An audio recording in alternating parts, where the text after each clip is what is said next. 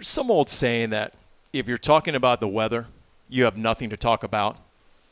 Au contraire. Come on, that's not true. As I read you the weather forecast for today. You ready? This is National Weather Service. Hot and humid again today with heat indices around or just above 100 degrees. Isolated to scattered thunderstorms expected this afternoon. And a few severe storms are possible, damaging wind gusts. And that's the weather forecast for Indianapolis. So 100? 100 with storms and humidity. So just maybe night practices will be better. Be thankful you're missing it, and it'll be gone by this weekend. And then by the time you arrive next week, it'll be all good. Well, again, don't forget night practices when you're in the Midwest and it's this time of year. It doesn't get dark till 10 o'clock anyway, so. Yeah, it just reminds me. You still need to bring your bucket hat, Dani. Reminds me of Minnesota last year. I haven't worn that yet. Right? I got a lot of flack when I would wear that at training camp inside the stadium because it was more of like was a it a vibe Vikings feel. bucket hat? Oh, no, that was just Wolf. That was Wolf. That wasn't just a bucket hat. It was a $55 bucket hat that he never ended up wearing. No, because as soon as the equipment guy saw him 6 seconds later, they're like, why didn't you just ask for one of the Cardinal ones? That was a hot joint practice. Yes. No, yeah, it was. Yes. It was 99 degrees, which was the high for the year, and which I always love in Minnesota because the low was negative 13. I remember writing that down and going, okay, look at the temperature swing, for everything that Arizona is. So there you go. Final week of Cardinals camp, and then they're going to head out to Indianapolis. And I guess we're to the point where we need some takeaways. What has stood out? What is the headline?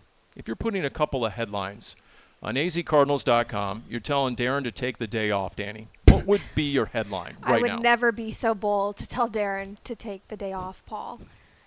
Offensively, Marvin Harrison Jr. seems to be everything he was advertised to be and will open up this offense the way people are expecting and wanting him to. And when that happens, having the other weapons that you can rely on. Michael Wilson has looked good in year 2 in training camp. He's looked bigger and stronger. That chemistry has really taken off. All that hard work in the offseason with Kyler Murray, the two of them, that's been noticeable. Of course, Trey McBride, who's coming off a great year. I feel like we haven't really talked a lot about McBride just because he's looked as good as he did to end last season. The running backs room is also intriguing. I just think as a whole, the offense really seems to have leveled up from this time last year and also from how last season ended. And the offense has looked good. For me, it's a couple things. Wilson, absolutely. In fact, one of the first things I've noticed is for all the talk about Marvin Harrison, and rightly so, the two guys that are with him in the starting lineup, at least according to the depth chart, Michael Wilson and Greg Dortch, have been really, really good in camp. Dortch in particular seems to understand that he has a chance here to really make headway on his career, which he has desperately wanted for ever since he's been here. Those two things. And then I would also say, even though he's technically not in the starting lineup, according to the depth chart, Darius Robinson has looked very good as we have gone on. I didn't notice him a whole lot early, but the last week or so, he is making a ton of plays. And when you add in him with, I think, Garrett Williams, who has played very well, those two guys on defense have really stood out to me. Yeah, I started this camp saying, what can wide receiver 1 do for you and your offense? And now I would agree with you guys. What can a totally revamped receiver room do for you 1 through 3? Michael Wilson, wide receiver 2. Greg Dortch getting an opportunity at slot that he's waited for.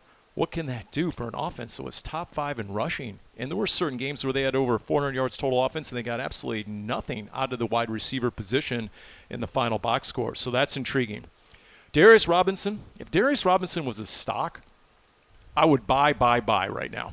If the stock ticker symbol was D-Rob on Wall Street, I would just throw the entire life savings in. I don't know if we want to mess with Wall Street right now. Isn't that supposed to be a sensitive subject right now? I mean, you follow more closely than I do. Buy low, jump in. I don't follow at all. When there's blood in the streets, you got to get in, guys.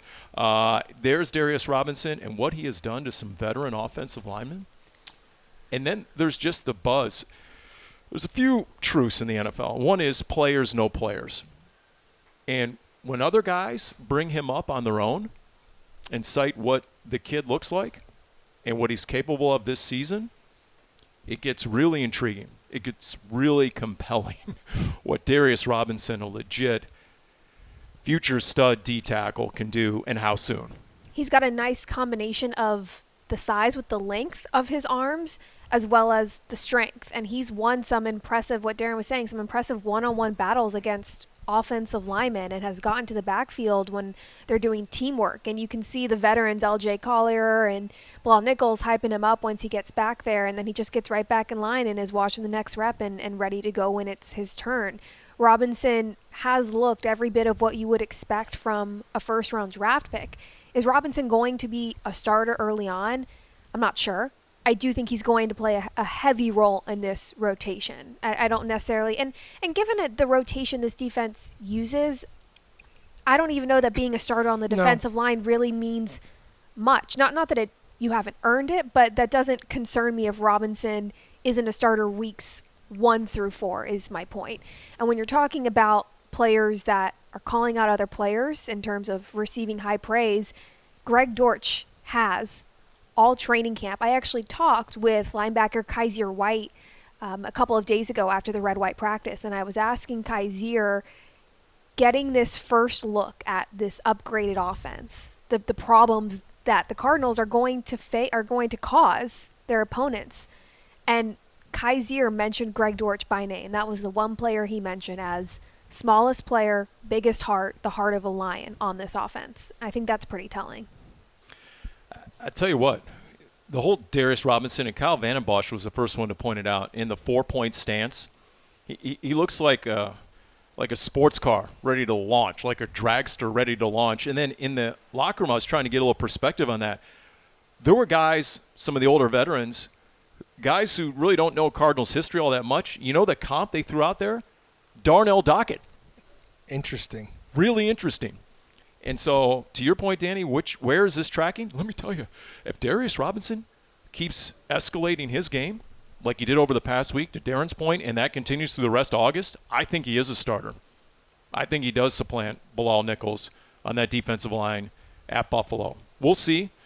I also have a few issues with the depth chart as currently constructed. Did you mention this to the coaches yet? Can we protest the depth chart? I'm going to do that a little bit later. Am I allowed to disagree with the construction of the depth chart? Yes, because I disagree on a couple positions. You disagree? Yes. I don't know if disagree. I think I'm a little surprised based off what we have seen so far. See, I looked at it, and the first thing I thought of was, like, I wasn't surprised at anything. I mean, is there anything in there that surprised you that we haven't already talked about?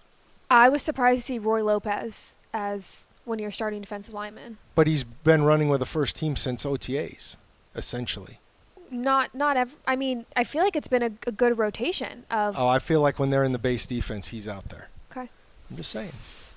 Most of my quibbles, and I'll say it, quibbles, would be he's bringing down the whole coaching staff. Back end of the depth chart. And by the way, there's a big disclaimer at the top of the depth chart, I'm quoting now, as prepared by the team media relations department.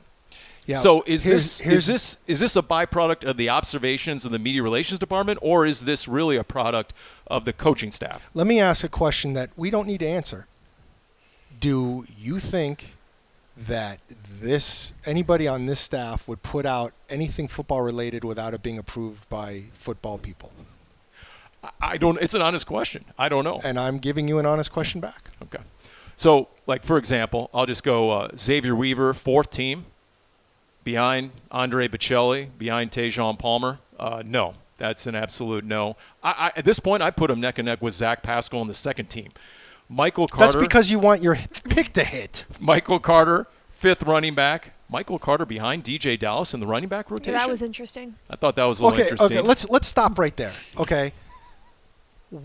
If we've determined, I don't say we determined, but if we have seen that Amari DiMercato seems like he's going to be on this team, right? Yep. So your 4th running back has to be special teams excellence. And by the way, I put Amari ahead of Trey Benson, but Trey Benson is 2nd team running back and Amari is 3rd. Continue. Doesn't surprise me. But anyways, do we really think Michael Carter is going to be better on special teams than DJ Dallas? Is that a running back depth chart, or is that the special teams depth chart? When you build a 53-man roster, that has to be taken into consideration, no? They're not going to have 5 running backs, do you think?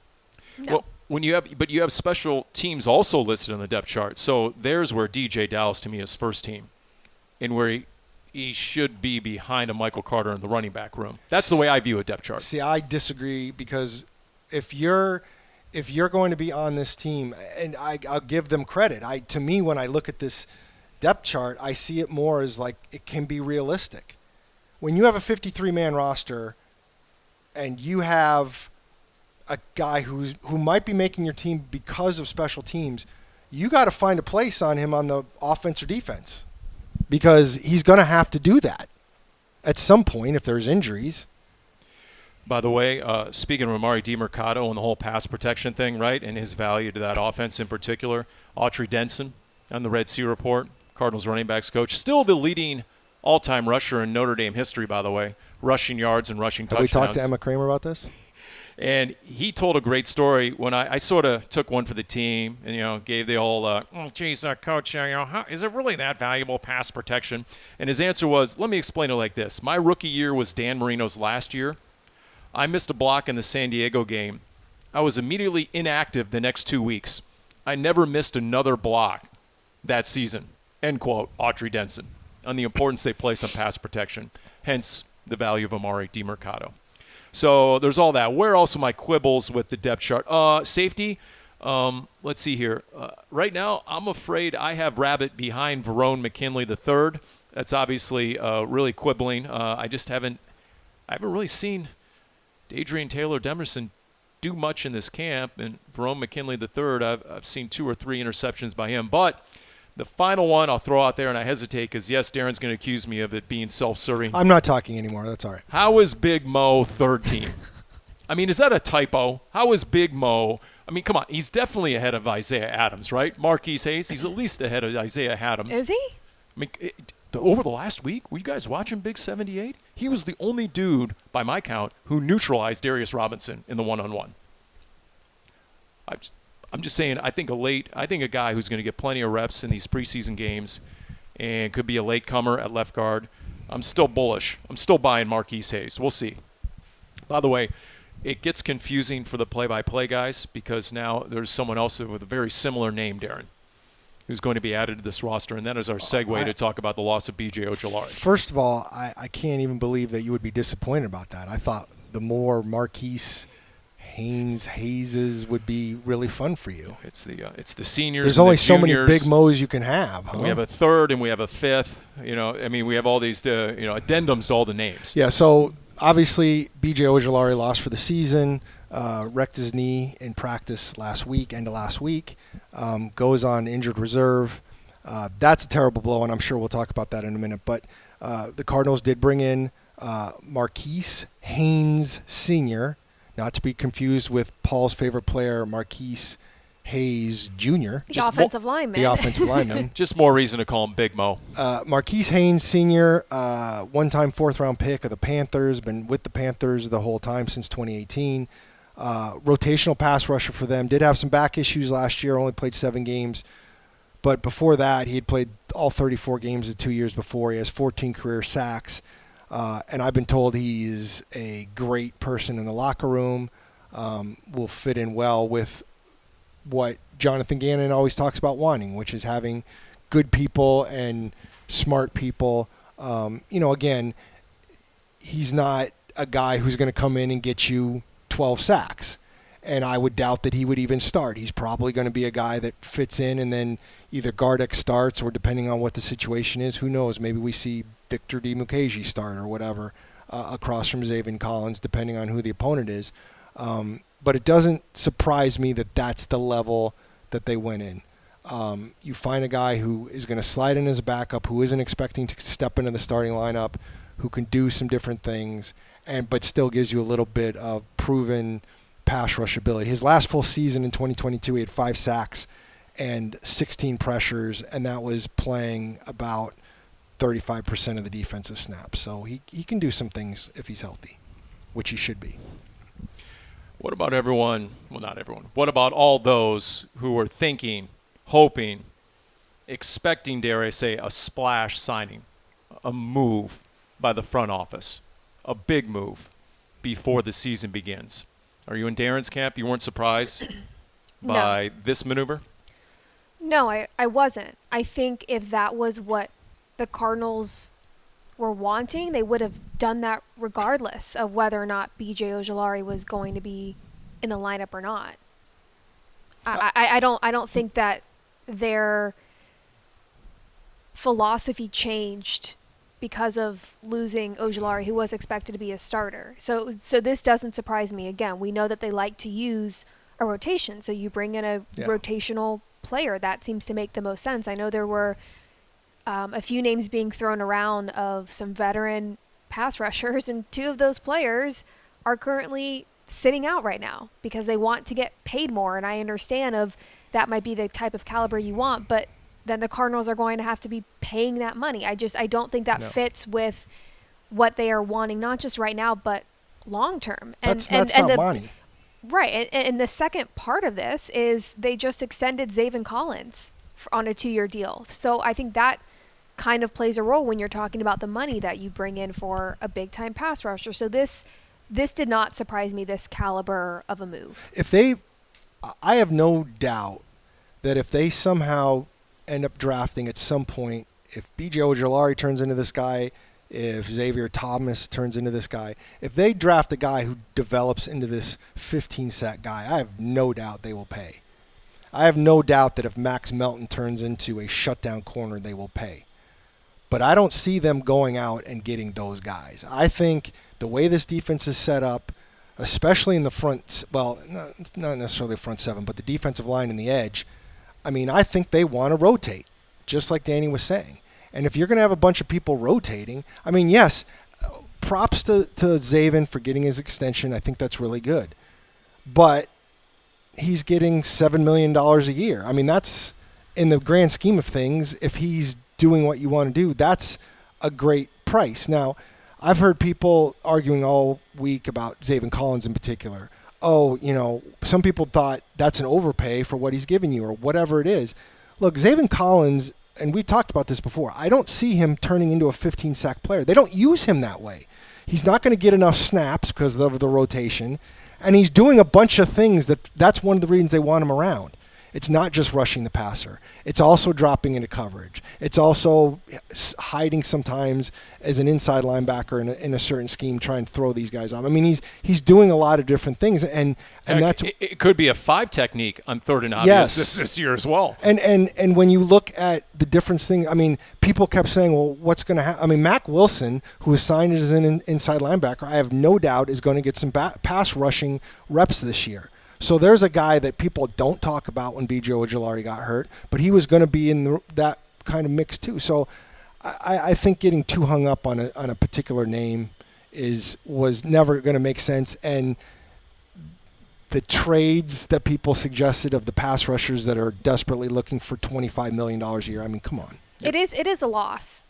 Yeah. Not having BJ Ojulari, who has looked fantastic at camp and had earned first-team reps opposite of Collins. I mean, you could really tell the difference physically of the weight he put on. He was adjusting his stride. He seemed faster. He was getting into the backfield. He was winning his battles.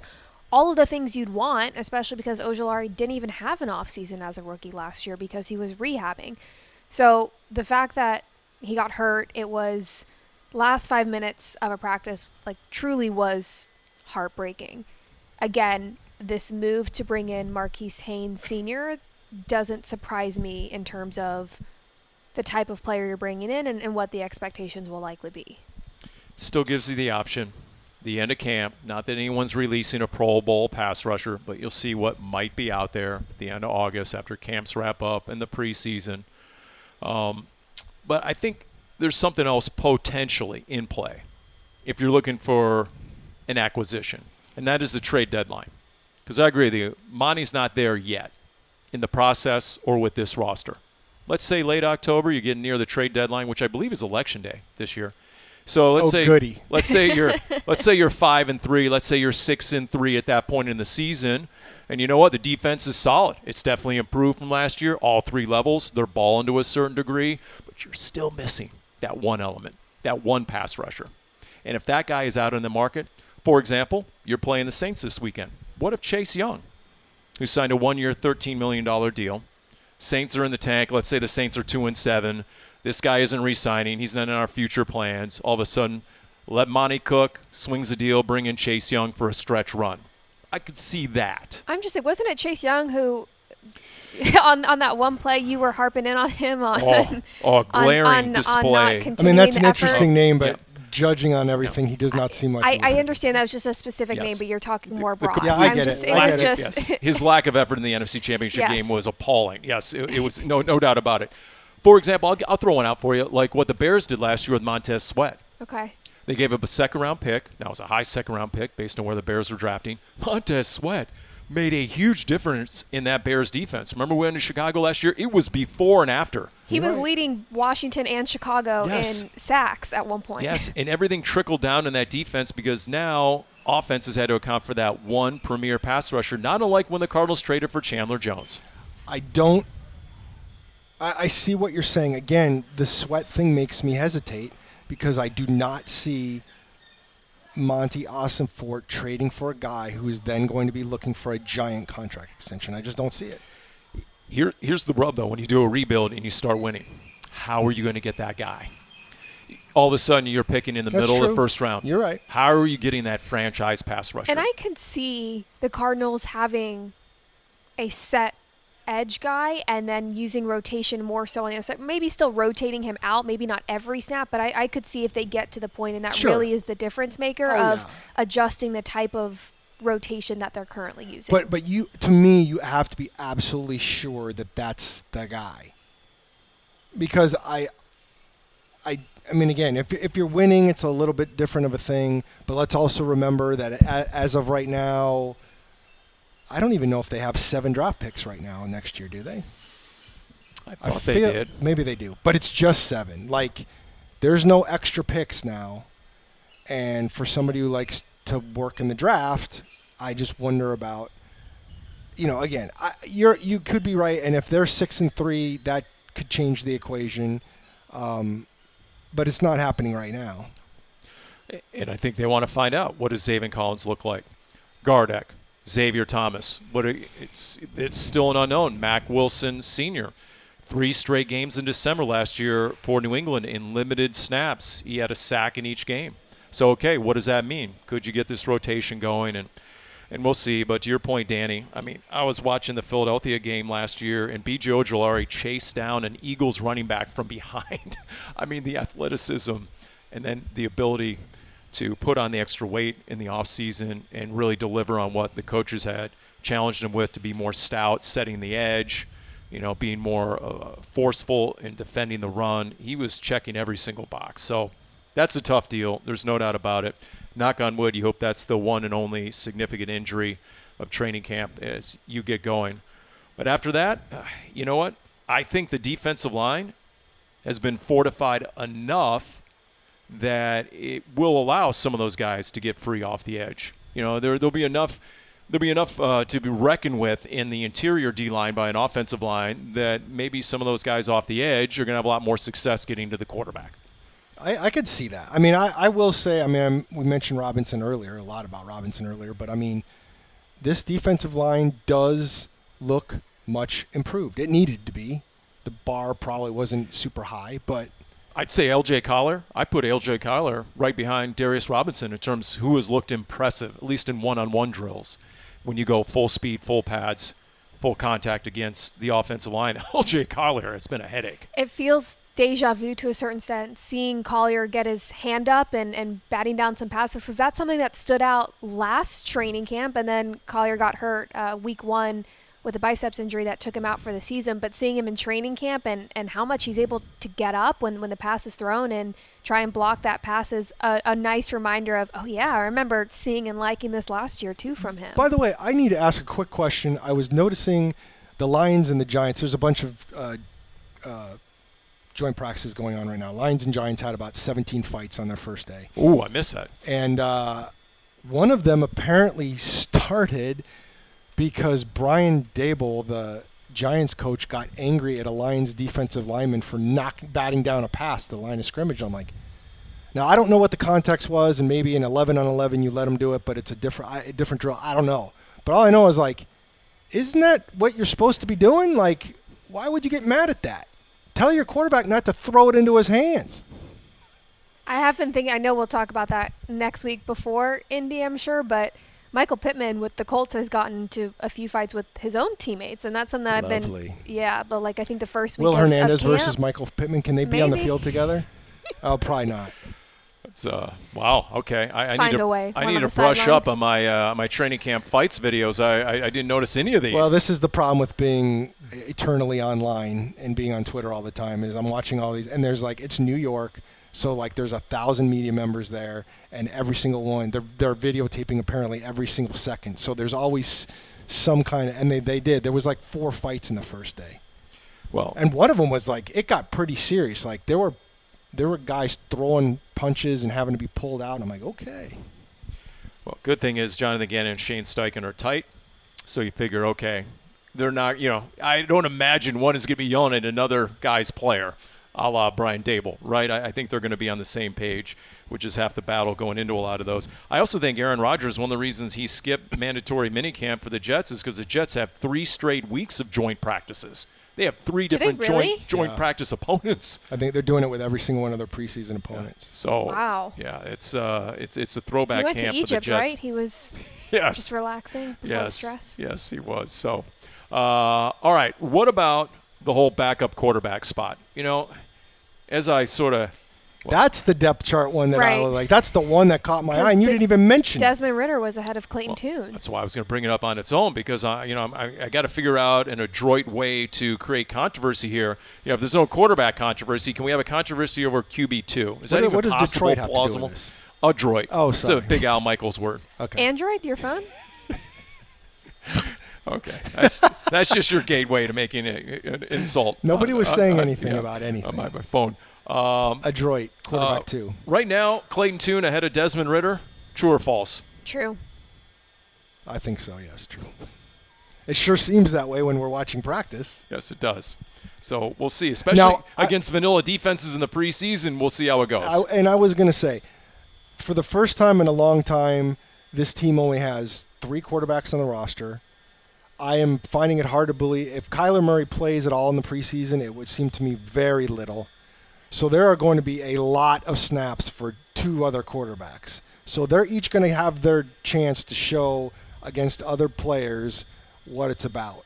But, it sure seems like Tune's ahead of him in terms of who he's playing with. And in my opinion, Tune has been a little bit better too. So It's like Antonio Pierce told the media in Vegas with the Raiders, I don't want any noise about who's starting these games. Both quarterbacks, as they do have a full-blown quarterback controversy with the Raiders right now, both quarterbacks will get enough reps. yeah, that's going to be quite the. Doesn't matter who's starting. We'll just see how they perform. And so to your point, you're Only absolutely one's right. got an RV though, Paul. That's right.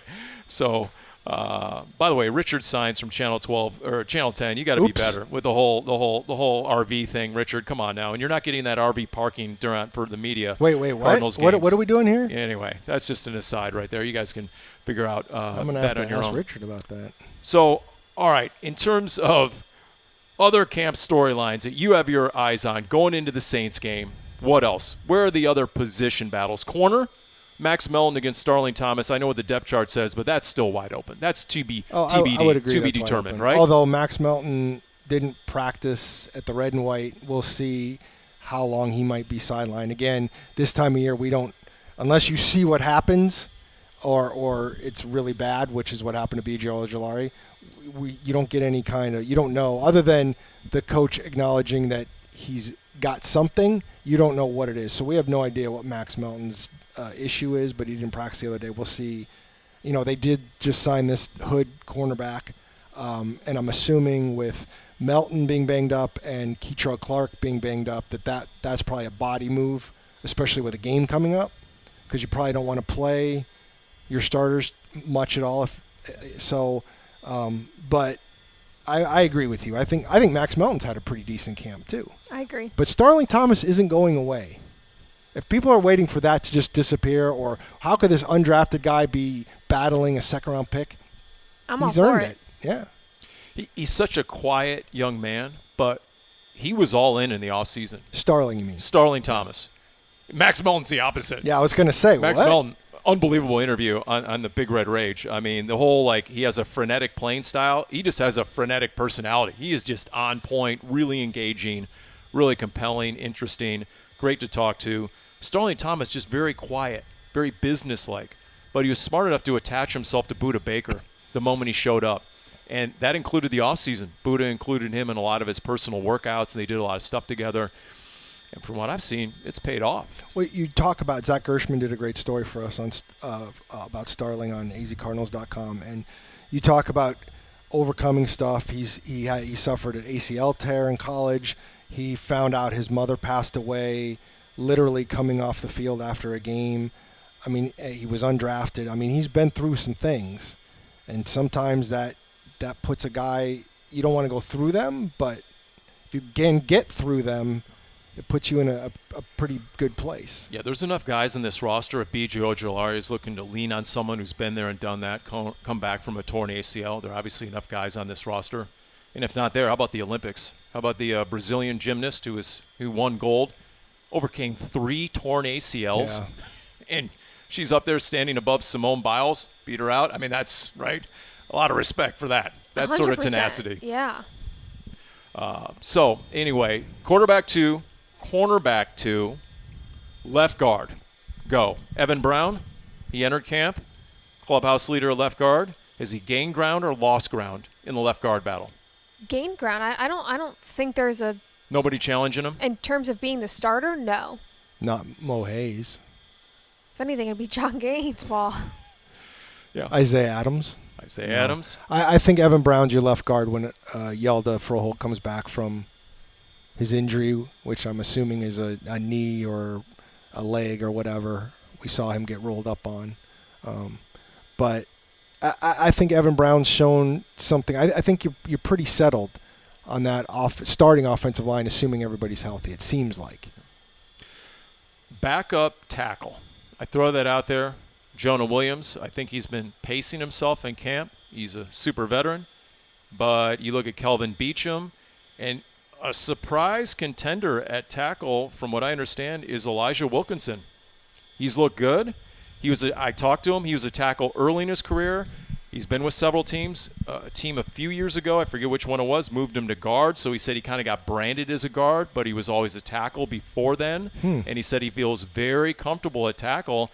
And I've had a few football personnel guys tell me on the sideline they think he's a better tackle than a guard. And he's performed well at right tackle. Wilkinson has gotten a lot of snaps last couple practices as your right tackle, which also kind of surprised me just because last year we mostly saw him working as a guard. And I thought that he's looked pretty good at that spot. So that's interesting you're going to keep Isaiah Adams as your draft pick, I would imagine, as even if it's well, I guess maybe not practice squad. You're going to find a way to keep him. Isaiah Adams? Yes. He's going to be on the roster because he's not clearing waivers as a third-round pick. So you're going to keep Isaiah Adams. It is an interesting competition, though, of Calvin Beachum or is Elijah Wilkinson now in that discussion? Well, because for the same reason you're not going to try and put Isaiah Adams on the practice squad, I think you have the same problem with Christian Jones. If you want Christian Jones, you can't release him and try and get him to the practice squad because I think somebody out there will take a chance on a physically talented tackle. And I'm not saying he hasn't played well enough to be on the roster, but we start talking about all these guys. They've only got so many spots for offensive linemen. But Isaiah Adams and Christian Jones, at this point in the development, really probably do belong on practice squad. At least that's my take. However, you're not going to be able to get away with that. Correct. So they're going to end up earning a spot on the 53. Does Wilkinson have experience on both sides? Because Beachum does. I don't know if that's enough. And Kelvin Beachum is the ultimate. Been there, done that. I've got this. It doesn't matter where you put him on the line. He's done it at some point, done it at a high level, done it as a starter, and nothing phases Kelvin Beachum. There isn't a single situation this regular season you could put him in an emergency capacity where he's not going to have complete confidence that he'll excel. So there's just – and then the leadership aspect of Kelvin Beachum, future governor and or CEO. Whatever he wants to do. And the price is right. I mean, he's on this team. I'm just curious, Elijah Wilkinson making it interesting on the depth chart. I don't disagree with you. But again, that's what they were hoping for. When coaches drop into that cliche that we want this to be about competition and everything, that's what you want. You want a guy coming, I don't want to say out of nowhere. Elijah Wilkinson started a bunch of games last year at guard. But you want a guy who nobody's expecting to be in the mix to play well enough to be in the mix, and then all of a sudden it raises everybody's game. Otherwise, backup safety. How do you handicap beyond Buda Baker and Jalen Thompson? Well, you're cutting rabbit apparently, so. Well, there's the list of guys who have shown up so far in camp, and those who need to show more. And I would say Rabbit is on that latter list. That's just my gut feeling. I'm not going to disagree, but I think he brings enough to special teams that I don't. And again, he's a 4th-round pick. And I know, once we get here, draft picks don't matter, et cetera, et cetera. And would I be completely surprised if a draft pick or two got cut out of a 12-man class? Maybe not. But I feel like he's a guy that they're going to want to keep around. For example, 5th receiver, Tajon Palmer, Xavier Weaver, Andre Bocelli. I thought it was interesting. Chris Moore. Oh, yeah, definitely Chris Moore, special teams. Yeah, is it going to be 5 receivers, or what are the odds they keep 6? I don't think they keep 6. I don't think they can keep 6. I think you make the same argument of the depth chart with DJ Dallas of Xavier Weaver, who's getting a lot of looks on special teams as a returner. This is what we're talking about, Paul, when we're talking about you have to take into account the entire roster. What we really need is Jeff Rogers for this, because Jeff Rogers has so much influence over the final 5 spots on the 53. The special teams coordinator has huge say with Monty and JG as to what he wants from player 48 through 53. Who those guys? Like a Joey Blunt. Joey Blunt is really good on special teams, and he made plays last year. Yeah, a couple big Bobby plays on Price, special teams, yes. The another 2 of guy. them. Now, again, some of these guys you're going to be able to get onto the practice squad, and you can elevate them on a game day. And, Bobby Price was on the practice squad last year for a while. I'm trying to remember if Blunt was, but I think Blunt was on the regular team. But, that's the thing. Some of these guys you can do that with. And, Paul, you lucked out with a special teams competition at long snapper. I did? Yeah, you love special teams competitions. Well, I'll take any competition. I mean, I'll take anything we can stir up and, focus on, especially get us through the second half of the preseason games. Absolutely. So we'll see. I mean, are we thinking that's a legit competition? The long snapper? Yes. I mean, are they giving Joe Shimko, a look, a cup of coffee, and then, he's on a 16-man practice squad? Just the whole risk-reward factor of changing a proven, reliable long snapper. Nothing can screw up your season quicker than long snapping gone awry. I don't disagree with that. And you're not saving a whole bunch of money going from the veteran long snapper to a rookie. I think the issue would be less about money and more about finding somebody who can take you long term. Because Aaron Brewer is going to continue to want it. He's told me he wants to continue to do this as long as he can. But, at some point, you're not going to be able to keep doing that. And if you can find a guy, it's not like Joe Shimko is he was the best long snapper in college football last year. My understanding, and he confirmed it, I don't think he's ever he didn't have a bad snap in college ever. I'm not saying you're going to get a replacement, and I think you're right. There is that risk. But at some point, somebody comes in as a long snapper. It's true. Still love the Aaron Brewer story, how he ended up in the NFL. Jeff Rogers noticed him when he was the Denver special teams coach, noticed him at San Diego State, gave him an invite. Aaron Brewer said he was floored. He didn't think he had any NFL future whatsoever. He said his response, and this is so classic Aaron Brewer, the most chill dude you've ever met in your life. He said, well, if nothing else, maybe I'll get to meet Peyton Manning. So he went to Broncos camp, and the rest is history. He's been in the league more than 10 years. How about that? And again, how did that all come about? The Broncos, well, in that case, the Broncos lost their long snapper because the Patriots gave them a bunch of money. But at some point, money can be a factor. Yeah, you're right. It's not a huge difference, but it's not nothing. Yeah, when you get down to those final spots. So, all right, here we go. Down the stretch we come. Cardinals camp 2024. Hey, Paul. Oh boy. I don't. You didn't talk about what you felt about Pitbull Stadium. I saw that. You know who started that? Snoop Dogg, because there's the Snoop Dogg Bowl in Tucson now, right? Isn't the bowl game in Tucson named after Snoop Dogg? Well, the bowl game is named after Snoop Dogg, right. Pitbull actually bought the naming rights to Florida International University Stadium for the next 5 years. How cool would it be to see a Pitbull concert at Pitbull Stadium? I mean, Pitbull had to one-up Snoop Dogg, right? And Snoop Dogg's getting all the multi-platform coverage with the Olympics, so, Pitbull had to This is what respond. happens. Mr. Worldwide is upset because Snoop Dogg is now Mr. Worldwide for the Olympics. And True. so That's right. So, hey, you know what? What's the old term in the corporate and just in sales period? So in this case, corporate sponsorships, follow the money. Snoop Dogg's got plenty of money. Pitbull's got plenty of money. Sell them the naming rights. There you go. That's what you do. And they're selling Pitbull's vodka at the games. Oh, well, okay. There you go. In the stadium or there whatever. you go. Okay. What does Pitbull not have his hand in? I don't know. I'm not a big Pitbull fan. I just saw the story and I thought that was. So you've made it when you have your own line of hard liquor, right? Whether, Pitbull, Conor McGregor, Yeah. Bryan Cranston, That's quite Breaking Bad. I mean, Quite the trio right there. there's you this just whole named. gamut of celebrities, right? Just entertainers who now have their own brand of, Kevin Costner, or no? Did he put all his money into the new movie that tanked or whatever that was? Ryan Reynolds has the gin. Yes. So there you go. All right. That's You hear you can hear the field coming in, Yes, right? you yeah, can. that Oh, might be yeah. our cue. As proof that we're here at Cardinals camp. For So, the last time. yes. We'll have a pre-Indy. We'll have 2 podcasts next week. Is the plan? Woohoo. By the way, the Indiana State Fair, in case you're making that making plans, has intrigued me so far. new food options. I'll leave you with this. Include the following: a cotton candy margarita, No. where there's actual cotton candy in the margarita. No. You don't like the margarita or the cotton candy? Cotton candy would be way too sweet for me. Okay. Here's one, Danny: peanut butter and jelly chicken wings. Chicken wings Weird, but I'll I would try. I'll do peanut butter jelly on a hamburger, but I'm not going to do it with chicken. glazed with PB&J and cooked chicken wings. Okay. And then for dessert, the new innovation is a blueberry cheesecake stuffed elephant ear. Huh?